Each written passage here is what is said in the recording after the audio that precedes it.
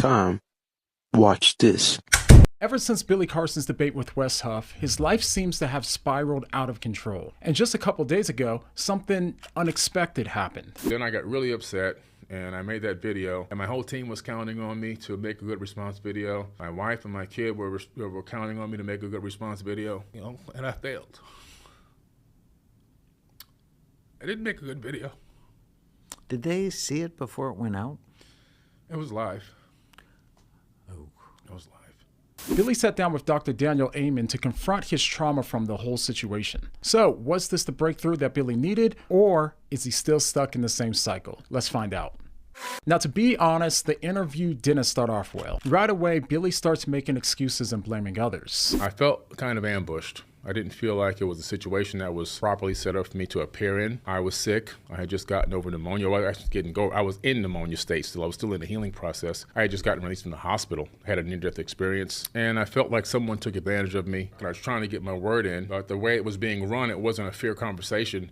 I felt like I was being overrun. I felt like my voice hadn't been heard, and that every time I did have something important to say, the person on the other end would have a technical difficulty. And after it happened like 5 times, I got really frustrated and I walked out. Now, it's completely valid that he felt that way. No one can tell someone else how to feel. But the truth is, these excuses aren't helping him because they don't address the core issue, and they're only making things worse for him both socially and psychologically. For example, Billy continuously focuses on why he did poorly during the debate. But the criticisms ultimately weren't even about the debate. They were about the facts that he got wrong during the debate that he's been repeating for years, long before sickness or tech issues were even factors. They say, well, Jesus was crucified. Whoa. Well, that doesn't exist in the Sinai Bible. So he still seems to be missing the point. What people wanted, including Billy's fans, was simple. They just wanted for Billy to humbly own his mistakes and move on. But so far in this conversation, it seems like Billy still hasn't done so, as he says things like this. So, we took the video down, but by then obviously everybody already copied it and made clips out of it and edited it in ways that made it look even worse than what it really was, to make it sound like I was being more general to the world, not just to the people that had attacked me. And the fact that the people that were using this content and putting it out really had skewed a lot of the truth and made some statements I don't personally feel were accurate. But by now, we've all seen the entire live stream where Billy definitely said things that came off as attacks on Christians and the God of the Bible. What is the sadistic narcissist? Let's take a look at some of the traits and see if we can compare them to this quote-unquote God of the Bible. So when Billy continues to make excuses or to shift the blame, they don't help Billy socially, nor do they help him personally. Ultimately, for Billy, the reason why this doesn't help him psychologically is because the real issue isn't the debate. It's a problem of ego, which is a trap that all of us fall into when we're not careful. And personally, I've struggled with this throughout my life more than probably even Billy has. The human ego is inherently self-centered and fragile. It's constantly comparing itself to others and seeking validation, either through pride, thinking too highly of yourself, or even in insecurity, thinking too low of yourself. In both cases, an inflamed ego keeps us overly focused on ourselves, and that's exhausting. It leads to dissatisfaction and pain, something that Billy seems to still be experiencing in a very public way. You see, ever since the debate, Billy has seemed to be overly invested in defending himself, leading to things only getting worse, especially after that disastrous live stream, which still brings him pain. And my whole team was counting on me to make a good response video. My wife and my kid were counting on me to make a good response video, and I failed. I didn't make a good video. Did they see it before it went out? It was live. Oh. It was live. Yeah. Now, I will say that it's good to see Billy acknowledge that he didn't do a good job responding and acknowledging that he let people down, including his family. I think that this could be a big step in the right direction. However, him acknowledging this makes his following comments about Mark, the host of the debate, even more confusing.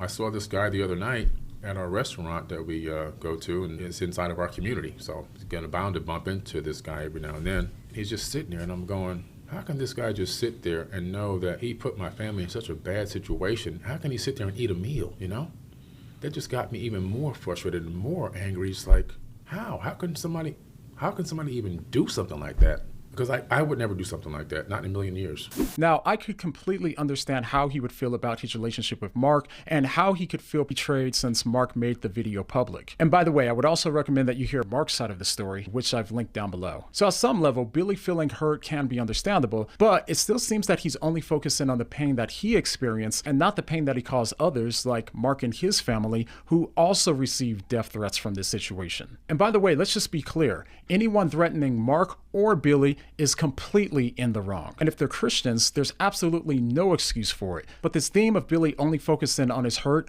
only seemed to get worse and worse as the discussion went on. But now I still feel a little bit more triggered again that other people are entertaining without question, without researching, without looking into anything, this particular side of a story and giving it popularity, which I just don't think is fair. All right, now to be fair to Billy, this over-focus on personal hurt and validation isn't unique to Billy. It's something that we all wrestle with when we're stuck in pain. Naturally, we all derive our sense of self-worth from others' opinions or our own performance. And this is why Paul reminds us in 1 Corinthians that neither others' judgments nor even our own self-judgments ultimately matters. For Christians, only God's opinion ultimately matters, and in Christ, God declares us righteous. And so if we internalize this, then we're freed from the exhausting need to seek approval from others or fear of their criticism. And this is important because failing to do so will often lead to the same emotions that Dr. Amen believes Billy is experiencing right now. Now I want you to go back in time to the first time you felt this sense of rage, panic, betrayal. Because that's what I'm hearing. I'm hearing rage. Panic is it's like a public shaming with forethought and betrayal. Now, Dr. Amen's observations highlight a deeper issue, an exhausting and destructive cycle of seeking validation from others. And it's not just rage. Ever since the debate, Billy seems to be stuck in a lot of negative emotions: betrayal, sadness, disappointment, and anger. And none of these feelings are wrong to have, but they seem to be consuming him. Yeah, I felt like you ever get so angry that there's nothing you can do to get the anger out. There's nobody you can grab. There's nobody you can yell at. You can't get, because they're so far, they're spread out. You can't get in anybody's face.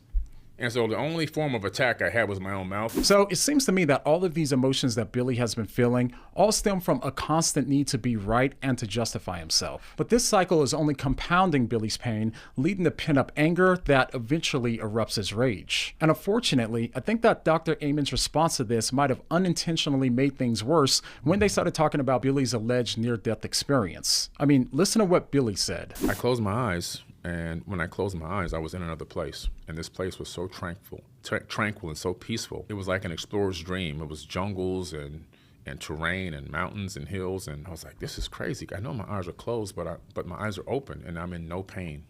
And then I forced my eyes open and I was back in my body. It wasn't a specific person that walked up to me, but it was like they were translating to me, you can stay here if you want, but if you go back, it's going to be very hard.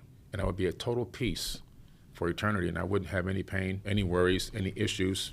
It was an easy decision to stay. I chose the harder decision to come back, and I actually tried to go back again, couldn't get there. But that knowing of that peace and that transitional force with that energetic divine, whatever it was, I just felt like when you die, you're just moving from one density to another, and where you're going, this movement or this transition, it's instantaneous, and there's nothing to worry about. There's nothing to be afraid of. It's just a natural process. Okay, and here's why I think that Dr. Amen accidentally made it worse. He responded by referencing a documentary about near-death experiences. It's about near-death experiences, but 23% of them are bad. Oh, no. And it tends to go with people that are not doing the right things with their life. Oh, wow. So at least for you, you can go, have confidence. And the people who portrayed you, maybe there's a little retribution.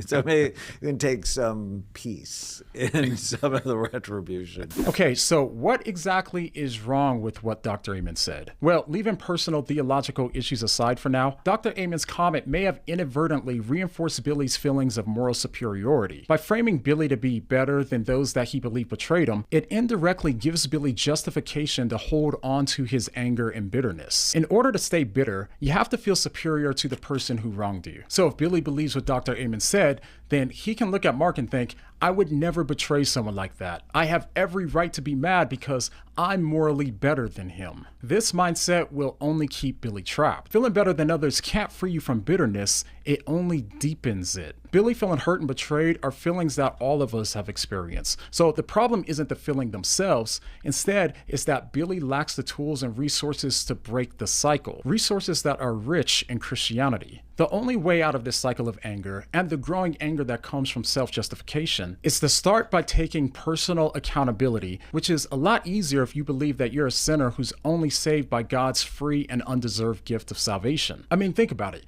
No matter how hard that we've tried, we failed God, which means that we can't be saved by our moral performance, no matter how spiritual that we are. And knowing that we aren't saved because we're better than anyone else, including the worst of all sinners, but only by God's grace, humbles us and frees us to confront our faults honestly. We know that our salvation doesn't depend on us being perfect, so we're free from having to hide or excuse our mistakes. And by the way, since we've received such amazing grace from Christ, it becomes a lot easier for us to extend that same grace to others as well. Ultimately, if you feel like you're being controlled by what others think and it's driving you crazy and making you mad, then we can learn from the gospel that true freedom doesn't come from thinking less of yourself, but only of thinking of yourself less. Instead of inflating or deflating our ego, the gospel frees us from needing to think much about ourselves at all. In Christ, we're already fully loved and accepted by God, so there's really no need to prove ourselves through achievements or fear failure. And it's this security that enables us to focus instead on others and God rather than ourselves. So the truth is, Billy's struggles aren't unique. All of us have moments where our egos get the best of us, where we feel the need to defend and justify ourselves and our actions. But the gospel offers a way out. So the only real question is, are we ready to let go of our pride and rest in the freedom that Christ offers?